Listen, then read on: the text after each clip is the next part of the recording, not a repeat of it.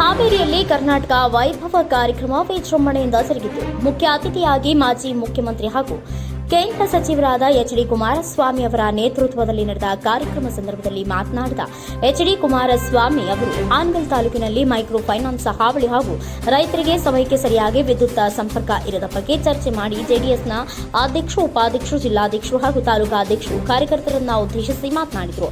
ಹಾಗೂ ಈ ಸಂದರ್ಭದಲ್ಲಿ ಜೆಡಿಎಸ್ನ ತಾಲೂಕಾಧ್ಯಕ್ಷರಾದಂತಹ ಆರ್.ಬಿ. ಪಾಟೀಲ್ ಅವರಿಗೆ ಹಾನಗಲ್ ತಾಲೂಕಿನ ಸಮಸ್ತ ಜನರ ಜೊತೆಗಿರುವಂತೆ ಸಂದೇಶ ನೀಡಿದರು ಮತ್ತು ಜಿಲ್ಲೆಯ ಹಾಗೂ ತಾಲೂಕಿನ ಎಲ್ಲ ಅಧಿಕಾರಿಗಳು ರೈತರ ಸಮಸ್ಯೆಗಳಿಗೆ ಸ್ಪಂದಿಸುವಂತೆ ಹೇಳುವುದಾಗಿ ಭರವಸೆ ನೀಡಿದರು. ಈ ಸಂದರ್ಭದಲ್ಲಿ ಮಾತನಾಡಿದ ತಾಲೂಕಿನ ಜೆಡಿಎಸ್ ಅಧ್ಯಕ್ಷರಾದ ರಾಮನಗೌಡ ಬಸನಗೌಡ ಪಾಟೀಲ್ ಅವರು, ನಮ್ಮ ರೈತರಿಗೆ ವಿದ್ಯುತ್ ಪೂರೈಕೆ ಸರಿಯಾಗಿ ಆಗದಿದ್ದರೆ, ರಾತ್ರಿ ವೇಳೆ ಏನಾದರೂ ಅವಘಡ ನಡೆದರೆ ಅದಕ್ಕೆ ನೇರ ಸರ್ಕಾರ ಹೊಣೆ ಎಂದು ತಿಳಿಸಿದರು.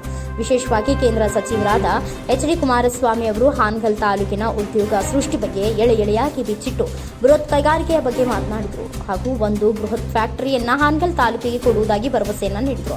ಈ ಸಂದರ್ಭದಲ್ಲಿ ಜೆಡಿಎಸ್ ರಾಜ್ಯ ಉಪಾಧ್ಯಕ್ಷರು ಹಾಗೂ ಜಿಲ್ಲಾಧ್ಯಕ್ಷರು, ಜಿಲ್ಲೆಯ ಎಲ್ಲ ಪದಾಧಿಕಾರಿಗಳು ಹಾಗೂ ಕಾರ್ಯಕರ್ತರು ಮತ್ತು ಎಸ್ಎಸ್ ಹಿರೇಮಠ, ಸಲೀಮ ಸಮನವಳ್ಳಿ, ನಂದೀಶ್ ಅಶೋಕ್, ಯಮನಪ್ಪ ಲಮಾಣಿ, ಬಿಎಂ ಪಾಟೀಲ್ ಮುಂತಾದವರು ಹಾಜರಿದ್ದರು.